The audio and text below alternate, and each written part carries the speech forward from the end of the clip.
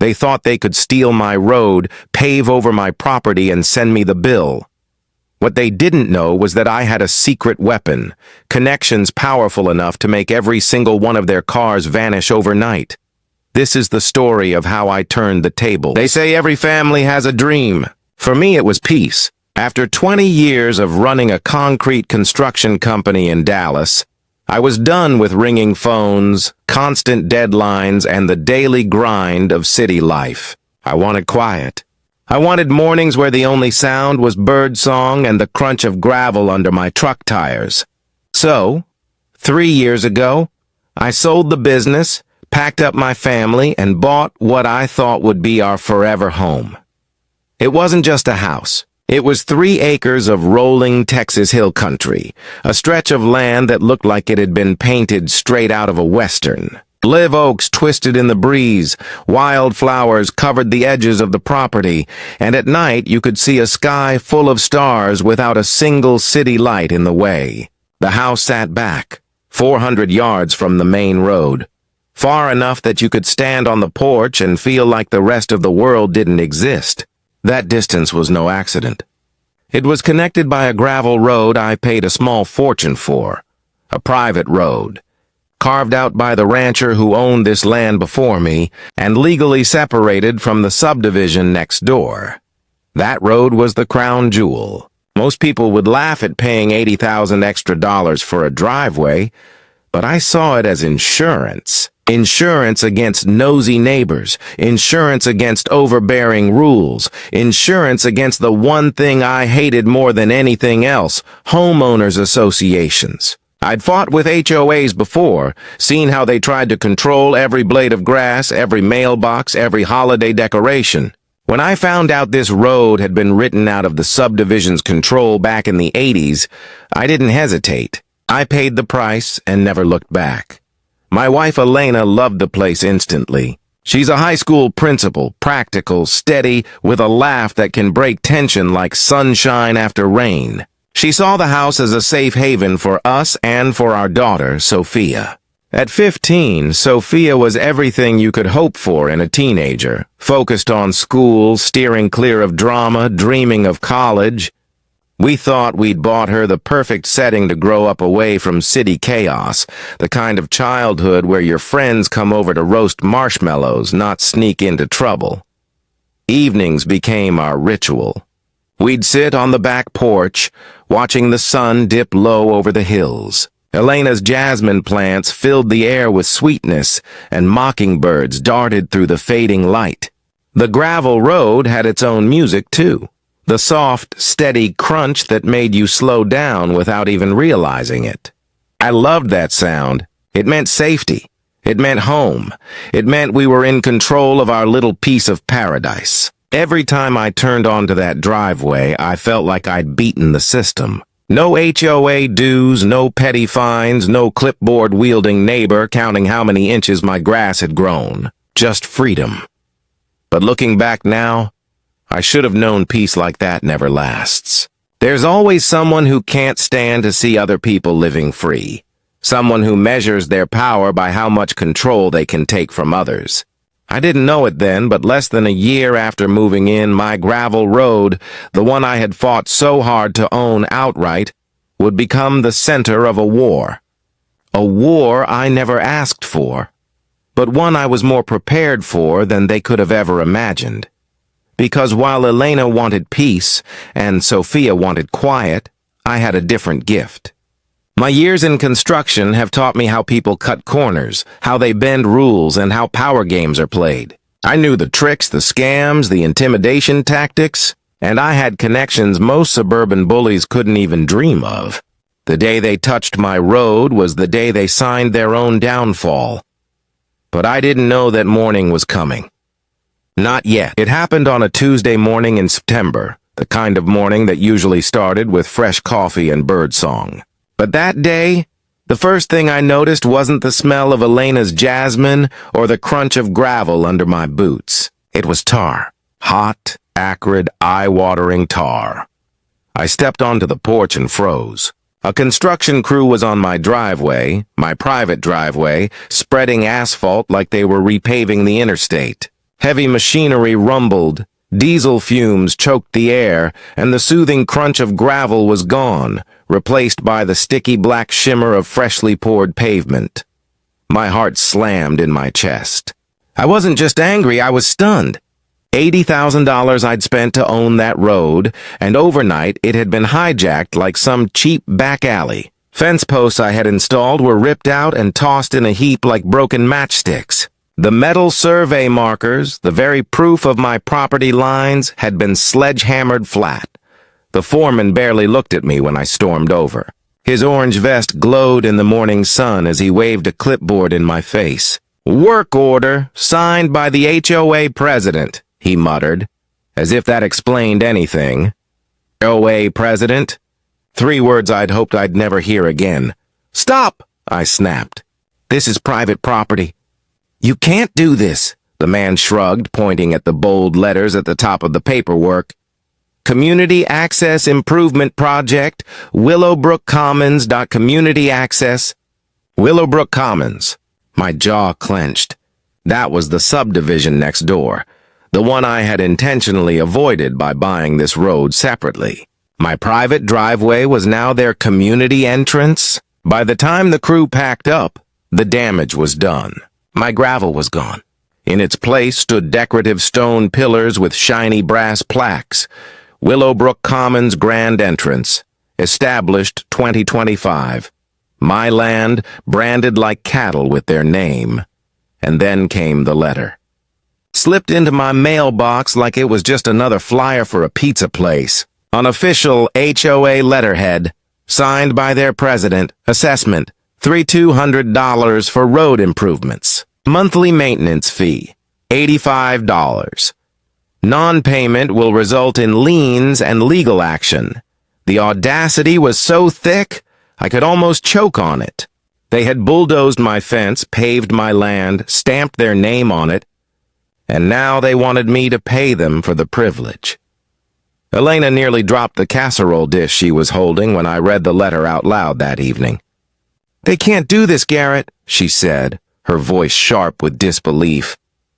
"This is criminal." Sophia slammed her bedroom door, angry tears in her eyes. "My friends already saw the new sign. They think it's some community park entrance. They're talking about skating on it." That night sleep didn't come. Every time I closed my eyes, I saw that sign, Willowbrook Commons Grand Entrance. I tasted tar in my throat and heard the rumble of machinery outside my window. My private road, stolen overnight like a thief in the dark. But beneath the rage, a strange calm settled in. They thought they'd won. They thought I'd just roll over, pay their fees, and become another pawn in their little HOA kingdom. What they didn't realize was this. I wasn't just some guy with a driveway. I was a retired developer. I knew the law. I knew the loopholes, and I had something they couldn't possibly prepare for. The next morning, I stared down at that letter one last time. Then I set it on fire in the grill, watched the flames curl the edges, and whispered to myself, "You want a war? You've got one." Because if they thought they could take my road, they were about to find out what it feels like when someone takes everything from them. And my first move? It would hit them right where it hurt the most, their cars. The HOA president probably slept like a queen that night, smug in the belief that she'd tightened her grip on yet another neighbor. She had no idea the storm she'd just unleashed. See, what she didn't know was that I had an ace up my sleeve. Years back, when I was still in construction, I'd struck a little deal with every tow company in the county. Commercial projects attract all kinds of unwanted cars, and I hated wasting time tracking down owners. So I cut a standing contract. If I called, they rolled. No questions asked, no delays. And the best part? Every impound lot within 50 miles knew my voice. So when I dialed 3 different companies that night and told them to be ready at 3 a.m., nobody hesitated.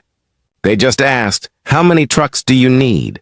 I stood at my upstairs window just before dawn, the neighborhood still blanketed in darkness, and listened. One by one, the diesel engines purred to life like hunting dogs straining at the leash. Headlights flickered, beams sweeping across driveways. Chains clinked, metal groaned, and the symphony of revenge began. The first car to vanish was a shiny white BMW X5.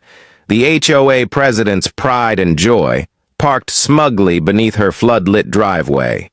I watched from a distance as the tow operator slid his rig into position, lowered the hook, and lifted those wheels off the ground. In under 5 minutes, the car was gone, swallowed into the night like it never existed. Then came the others, a Lexus SUV, a silver Tesla, a handful of luxury sedans. Board members, enforcers, the smug little army she'd rallied against me. Each one disappeared into the black, snatched up by rumbling flatbeds that moved with military precision. By 4 a.m., not a single car belonging to the HOA board remained in the neighborhood. When dawn finally broke, the silence was deafening. No engines starting, no garage doors opening, just the sound of confused voices echoing across manicured lawns. Curtains twitched. Phones lit up. And then the shouting started. "Where's my car? Did someone steal them? Call the police!" I sipped my coffee on the porch, savoring every second like the first bite of a perfectly cooked steak. Elena raised an eyebrow at me, suspicion written all over her face. "Garrett," she said slowly, "did you—" I just smiled. "Sometimes justice doesn't wait for the courts." She shook her head, but couldn't hide her smirk. Even Sophia cracked a grin when she saw the HOA president stomping up and down her driveway in her robe, screaming into her phone like a banshee. The police did come eventually. They drove through the neighborhood, notebooks ready, only to discover every vehicle had been legally impounded for parking violations. Turns out, the HOA board had gotten a little too comfortable treating the subdivision like their personal kingdom. Most of them had racked up unpaid tickets for expired registrations, illegal overnight parking, or ignoring city street codes. My calls had simply reminded the towing companies to collect what was already theirs. By noon, the HOA's leadership was stranded. No cars, no escape. Some of them had to carpool to work with neighbors they'd met the week before. Others were spotted trudging down the road in suits and heels, humiliated, dragging briefcases in the Texas sun. It wasn't permanent revenge, no. They'd get their cars back eventually, once they paid the fees. But humiliation is a powerful weapon, and that morning I'd fired the first shot. Because while they were busy paving over my property, I was busy paving the way for war. And I wasn't anywhere close to finished. The tow truck operation had been a masterpiece, but if I thought it would end things, I was dead wrong. The HOA president, Vivian Ashworth, wasn't the kind of woman who took humiliation lying down. No, she was the type who sharpened it into a weapon and came back twice as vicious. The first blow landed Monday morning. A certified letter arrived, heavy with the smell of perfume and arrogance. It accused me of failing to maintain common property and slapped me with a $500 a day fine until I brought my road up to community standards. I laughed out loud when I read it. Common property? This was my driveway, carved out decades earlier to stay out of their grubby hands. But that laughter didn't last long, because I knew what she was doing. She was rewriting reality, line by line, hoping her lies would harden into truth before anyone stopped her. By Tuesday, she'd escalated again. I drove toward town only to find a golf cart blocking the end of my driveway. A rent-a-cop in a crisp uniform stood there, clipboard in hand, sunglasses hiding his eyes. "Excuse me, sir," he said like he was writing me a parking ticket. "Can I see your ID? We're verifying authorization for road access." I stared at him, stunned. "My house is right there," I said, pointing at my roofline barely 400 yards away. "This is my property," he shrugged. "Ma'am says all vehicles need clearance. Community safety protocols." I almost laughed at the absurdity. Carted on my own driveway. But it wasn't funny. It was psychological warfare. Security theater. I'd seen this tactic in construction disputes. Make life so miserable that the owner caves just to get peace back. That night, Elena slammed cabinet doors in the kitchen, her frustration echoing through the house. "She's turning the whole neighborhood against us," she fumed. "3 people cornered me at the grocery store today saying we're endangering school buses." Even Sophia wasn't spared. Her friends had started parking on our shiny new asphalt, treating it like their personal skate park. Every morning at 7, wheels clattered against the pavement under our bedroom window. When she told them to stop, they laughed. "It's community property now?" one of them sneered. But Vivian didn't stop at harassment. No, she had a flair for theater. The next week, she organized what she called beautification walks. Groups of 10 neighbors, clipboards in hand, strolled slowly past our house while snapping photos and whispering. To the untrained eye, they looked like friendly dog walkers. To us, they were spies. Paparazzi of the worst kind, documenting our landscaping, our mailbox, even Elena's garden gnomes. It got under our skin. Sophia started closing her curtains in the middle of the day. "It's like living in a fishbowl," she muttered, retreating deeper into her room. Elena's laughter grew rare, replaced by tight-lipped silences. And me? Every click of a camera shutter lit a fire in my chest. Vivian also mastered the art of digital warfare. Facebook posts began appearing. Blurry photos of our house with captions like, "Interesting landscaping choices," or, "Wonder if this meets fire safety standards." The comment sections devolved into lynch mobs, neighbors debating whether we were criminals, freeloaders, or both. But the real gut punch came from the county planning office. When I went to check permits, my original survey documents had mysteriously vanished. The clerk, who just happened to share Vivian's last name, smiled sweetly as she explained, "We have no record of your driveway being private. You'll need to reapply. Filing fee, $2,800. Processing time, 6 to 8 months. My jaw tightened. I'd seen corruption before, but this wasn't bureaucracy. This was extortion dressed up in a government seal, and as if to twist the knife deeper, anonymous complaints began to flood in. The fire marshal received reports that I stored hazardous materials in my garage. Child Protective Services showed up after someone claimed unsafe living conditions for Sophia. Elena even got pulled aside at school. An anonymous letter had suggested her husband's hostile behavior might reflect poorly on her judgment as a principal. That's when I knew. This wasn't just about paving a road. This was a campaign. Systematic, coordinated, designed to break us piece by piece until we surrendered. One evening, we sat on the back porch, but the peace was gone. Instead of birdsong, we heard teenagers skating down our hijacked driveway. Instead of jasmine, the air carried the faint chemical tang of tar and exhaust. Elena squeezed her mug so tightly I thought it might shatter. "She's not stopping," she whispered. "What are we going to do?" I leaned back, staring at the stone entrance they'd planted at my driveway's edge, its brass plaque catching the sunset like a slap in the face. My anger burned steadily, no longer a flame but a furnace. "What are we going to do?" I repeated. "We're going to hit back. And this time, we're not just taking their cars. We're taking the whole game away from them, because Vivian thought she was fighting a stubborn homeowner. She had no idea she'd picked a fight with a man who'd built his life on contracts, codes, and loopholes. And if she wanted war, I'd give her one she'd never forget." The more Vivian pushed, the more obvious it became. This wasn't just about control.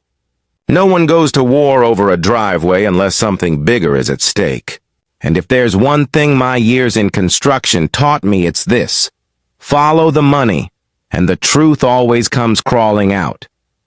So I called in reinforcements. My old business partner, Dustin, had become a traffic engineering consultant. He owed me a favor, and within a week I had a professional survey team on my land. They brought GPS gear, drones, and enough paperwork to bury the HOA in red tape. The results were crystal clear. My property lines hadn't moved an inch. That road was mine, carved out decades ago with airtight deed restrictions. But here's where things got interesting. When Dustin pulled historical plat maps from the county archives, he noticed something strange. My road was highlighted in bright yellow marker on a document labeled Future Community Thoroughfare. And guess whose signature was scribbled in the margins? Vivian's. That wasn't sloppy record-keeping. That was a plan.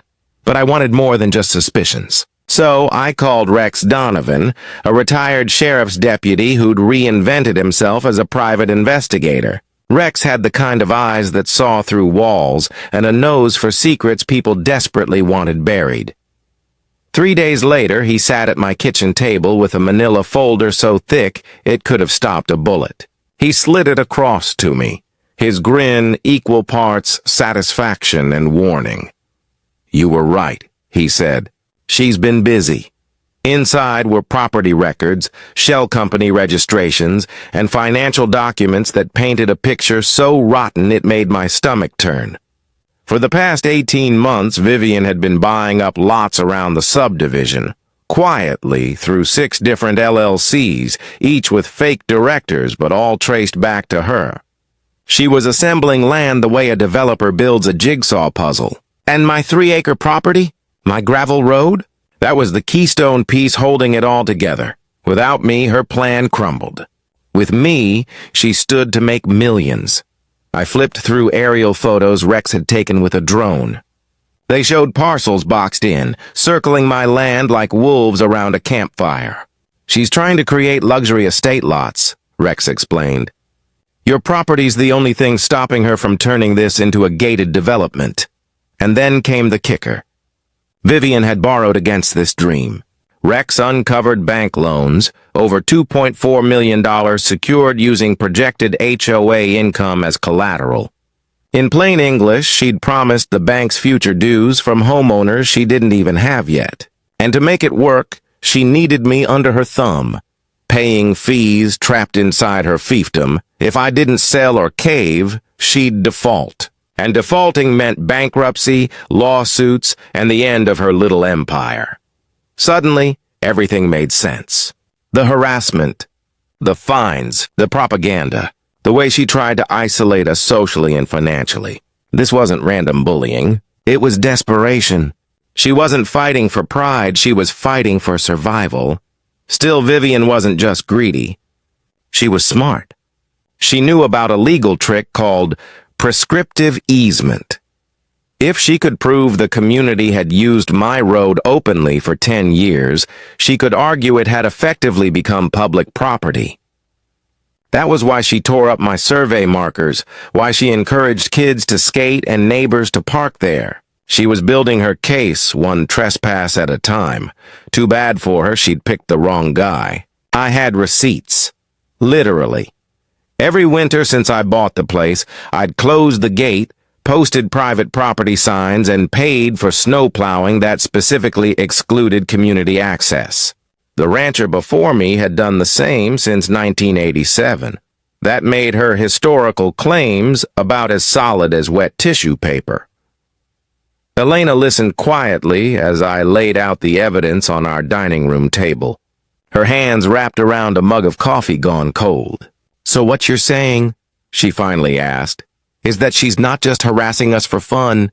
She's trying to force us into her scheme." "Exactly," I said, spreading the photos like a deck of cards. "She doesn't just want my driveway. She needs it. Without it, she's ruined." Sophia, sitting nearby with her laptop, looked up. "So, we're the final boss in her game?" I chuckled despite myself. "Leave it to my daughter to explain it like a video game." "Yeah, kiddo. We're on the last level. And she can't win unless she beats us." Elena's eyes narrowed. "Then let's make sure she never does." That night, as I stared at the maps pinned across our garage wall, I realized the power dynamic had shifted. Vivian thought she was the predator circling her prey. But in reality, she'd walked into a trap of her own making. The more desperate she became, the more reckless her moves would be. And reckless people make mistakes. I smiled to myself, a cold, steady grin, because now I knew the truth. I didn't just have to defend my road. I could dismantle her entire empire piece by piece, and I was going to enjoy every second of it. If Vivian's land grab scheme was her long game, her short game was pure sabotage. She'd realized humiliation wouldn't break me, so she shifted strategies. Now it was about bleeding us dry, financially, emotionally, and physically. The first strike came through our water. One evening, Elena turned on the kitchen sink and frowned. The flow sputtered, coughed, then died completely. When I checked the main line out near the road, I found the shut-off valve had been tampered with. The lock was missing, and the brass handle bore fresh tool marks. A plumber confirmed what I already knew. Someone had intentionally sabotaged it. The next morning, a bright orange notice was taped to our door. Unpermitted irrigation system. Penalties apply. Issued by the city, backed by photos of our lawn, complete with a timestamp. Photos taken at 2 in the morning, Vivian had leveled up. She wasn't just throwing insults online anymore. She was waging bureaucratic war. Then came the insurance nightmare. Our homeowner's policy, rock solid for years, suddenly shot up by 30%. When I called to ask why, the agent hesitated before admitting they'd received multiple anonymous complaints about fire hazards, unsafe electrical systems, and even rumors of illegal storage in my garage. Rumors. That was all it took to cost me thousands. Elena felt it at work, too. Parents at her school began whispering. One even filed a complaint that the principal's husband is bringing disrepute to the district. It was ridiculous, but HR had to investigate. Sitting at the dinner table, she looked exhausted, her eyes rimmed red. I've worked my whole career to build a reputation, and she's dragging it through the mud for sport. Sophia wasn't spared either. A rumor circulated at school that her family was squatting on community property, freeloaders who refused to pay dues. Friends stopped texting. She ate lunch alone. I found her one evening, tearing down her vision board from the wall, crumpling college brochures in her fists. "What's the point?" she snapped. "Everyone thinks we're criminals anyway." That cut deeper than any fine or fee. Watching my daughter lose hope lit a fury in me no fire could match. But Vivian wasn't finished.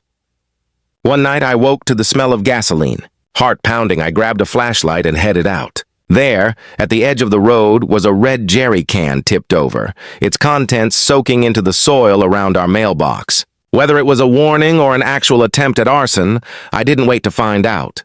I called the sheriff. They filed a report, but the deputy shrug told me everything. Without proof, nothing would stick. And Vivian was careful. She never left fingerprints, never showed her face, always acting through proxies, shadows, or anonymous complaints. But here's the thing about shadows. They stretch. And the longer they get, the easier they are to grab. I started keeping meticulous records. Every notice, every letter, every strange car is parked near our property. I installed cameras at every angle, drones overhead, and motion-activated lights along the tree line. Vivian wanted to play dirty. I'd drag every grain of her dirt into the light. One night, the cameras caught something incredible. 2 men in hoodies creeping along the side of the road, hammering new survey stakes, pushed several feet into my property line. They weren't just testing boundaries, they were redrawing them. When I enhanced the footage, one of the men glanced toward the lens. His badge caught the reflection. HOA security, gotcha. Still, the constant pressure weighed heavily. Bills piled up. Legal consultations, plumbing repairs, insurance hikes. Our savings account shrank, and the dream home that once felt like heaven now pulsed like a prison. I lay awake nights, staring at the ceiling, listening for footsteps outside. The enemy wasn't across town. She was next door, sipping wine on her porch while plotting our ruin. Elena reached her breaking point first. "Maybe we should sell," she whispered one night, her voice trembling. "Just walk away before she destroys us completely." That suggestion nearly broke me. Sell? After all we'd invested, all we'd endured? No, selling wasn't an option. If we ran, Vivian would win. And the lesson Sophia would learn is that bullies get their way if they push hard enough. I took Elena's hand, squeezed it tight. I know it feels like she's winning. But I promise you she's overplaying her hand. And when she falls, she's taking everything she's built down with her. Because here's what Vivian didn't understand. Pressure doesn't always break people. Sometimes it forges them. And every dirty trick she pulled only hardened my resolve. The road wasn't just a driveway anymore. It was a battlefield. And if she wanted war, then war was exactly what she was going to get. For months, it felt like Vivian had the entire neighborhood under her spell. People were too scared to cross her, too eager to follow her marching orders. But pressure has a way of cracking even the strongest facade. And slowly, the cracks began to show. It started with Mr. Larson, a retired Marine, barrel-chested with a limp from an old injury he lived 2 streets over. One evening, he showed up at my door carrying a folder thick with papers. "She fined me for my flagpole," he grumbled, slapping the folder onto my table. "Said it was too tall. Too tall for the American flag. You believe that?" He wasn't the only one. Mrs. Jennings, a kindergarten teacher, confided to Elena that she'd been fined for unauthorized garden decor because she planted sunflowers along her fence. A local doctor admitted Vivian had spread rumors about his clinic being unsafe after he questioned her bookkeeping. Piece by piece, the stories piled up. It turned out Vivian's empire wasn't built on loyalty. It was built on fear, and once people realized they weren't alone, fear started to fade. One Saturday, I invited a handful of these neighbors to our garage. I'd converted it into a war room, maps pinned to the walls, timelines stretched across whiteboards, stacks of legal documents spread over folding tables. At first, they looked uneasy, as if expecting black helicopters to swoop down the moment they spoke. But as I laid out the evidence, Vivian's shell companies, her development plan, the doctored surveys, the unease turned to outrage. "She's been stealing from us," Mrs. Jennings whispered, her hands trembling. "All those fees, and she's pocketing them. She's leveraged the HOA like a personal ATM," I said, tapping a financial statement Rex had uncovered. "If we expose this, the whole house of cards comes down." Larson leaned back, a grin tugging at his scarred face. "Well then," he said, "it's about damn time someone pulled the plug." We formed a pact that night. No more fighting alone. No more whispers in the dark. From that point on, we were a coalition. The doctor brought legal expertise. He'd once served on a hospital compliance board and knew exactly how to draft airtight complaints. Mrs. Jennings organized a discreet network of residents willing to share information.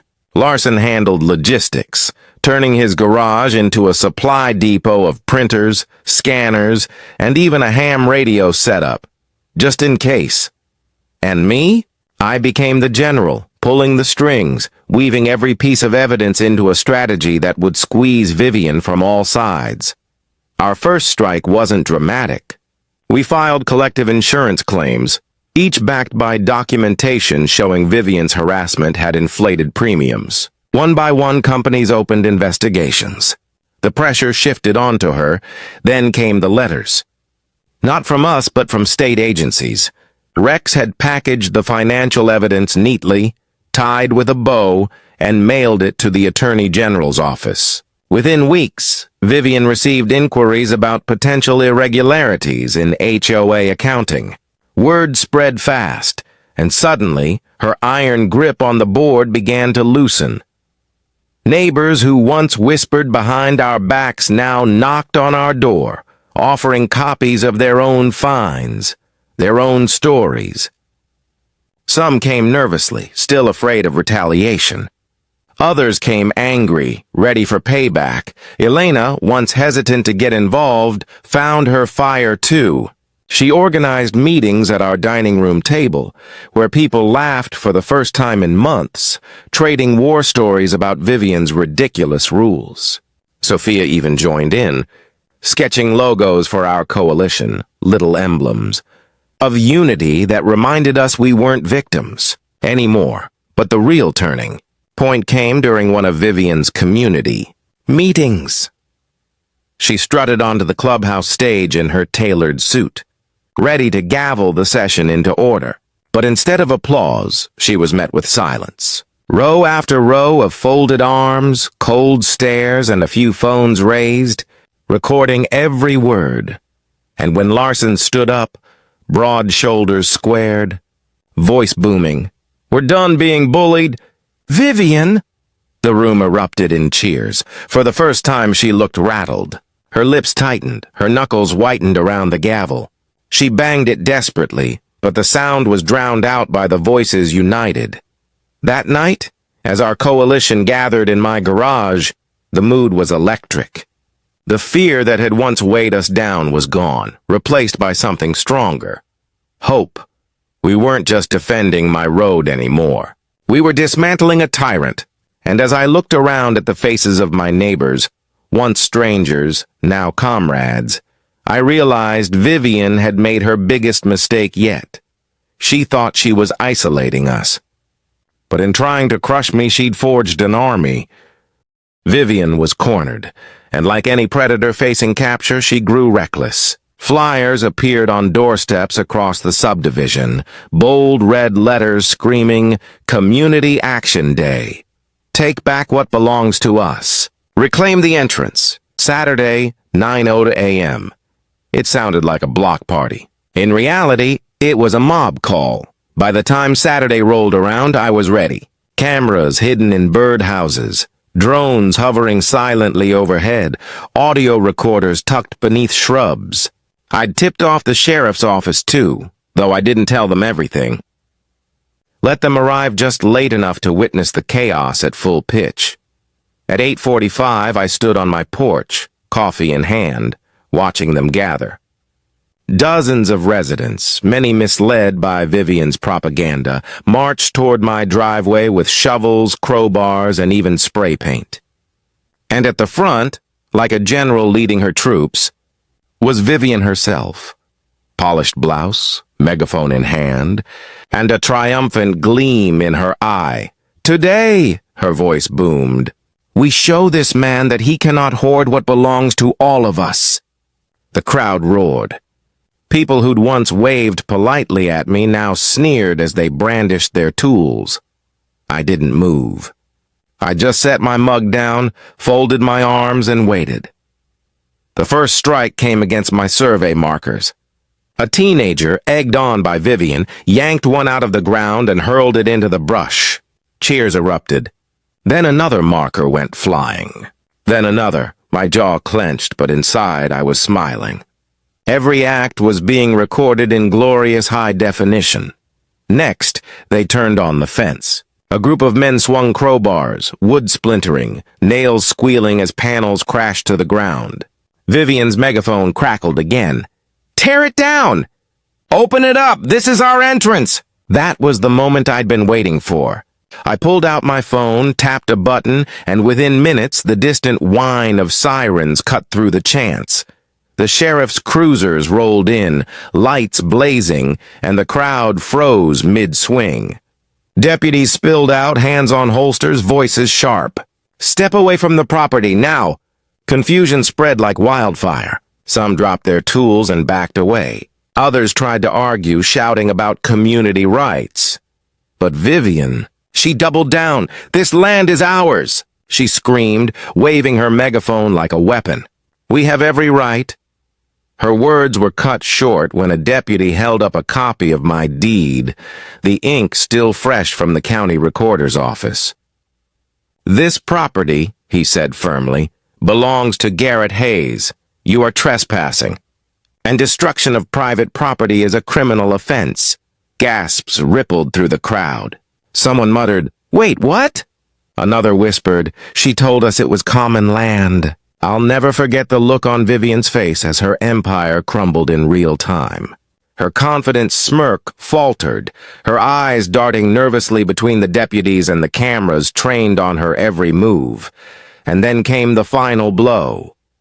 One of the deputies read aloud from a warrant signed that very morning, authorizing the seizure of HOA financial records. Courtesy of Rex's evidence and our coalition's complaints, the state had finally taken notice. The crowd dissolved. Some slunk away in shame. Others hurled their tools to the ground, muttering curses under their breath. A few turned on Vivian outright, demanding answers she couldn't give. When the deputies cuffed her top enforcer, a smug board member caught on camera ripping up my fence, the cheers from my neighbors were deafening. Phones streamed it live. Within hours, the footage would spread across Facebook, YouTube, and even the local evening news. As the cruisers pulled away, I stood at the end of my driveway, arms crossed, surveying the wreckage. My fence was mangled, my markers torn up, but for the first time I felt victory close enough to taste. Elena came to stand beside me, slipping her hand into mine. "Think she'll finally stop?" she asked. I shook my head, eyes locked on the fading dust where Vivian's mob had stood. "No. Not until the law rips her empire apart. But after today, the world knows exactly who she is. Because this wasn't just a neighborhood squabble anymore. This was fraud, corruption, and organized harassment on full display. And Vivian had just handed me the proof I needed to bring her crashing down. The war wasn't over, but the tide had turned. Vivian had always played her game in the shadows, pulling strings while hiding behind HOA bylaws and gossip. But once the footage of Community Action Day hit the internet, there was no going back. The world had seen her lead a mob onto private property, screaming into a megaphone as fences splintered. She wasn't just a neighborhood tyrant anymore. She was front-page news. Within weeks, the FBI and state investigators descended on Willowbrook Commons. They pored over bank records, HOA meeting minutes, and those shady shell companies Rex had uncovered. What they found was worse than even I expected. Vivian had embezzled over $500,000 in dues. She'd funneled HOA funds into her LLCs, using them as collateral for personal loans. She'd bribed at least one county clerk to lose survey records. And she'd falsified invoices for landscaping projects that never happened, pocketing the cash. The indictment was a sledgehammer. Fraud, wire fraud, embezzlement, racketeering. The kind of charges that don't just fine you, they bury you. The courtroom was packed the day the trial began. Neighbors filled the benches, some out of curiosity, others out of a need for closure. Elena sat beside me, calm but resolute. Sophia squeezed my hand, her face brighter than I'd seen it in months. Vivian swept in wearing a designer suit, still clinging to the illusion of control.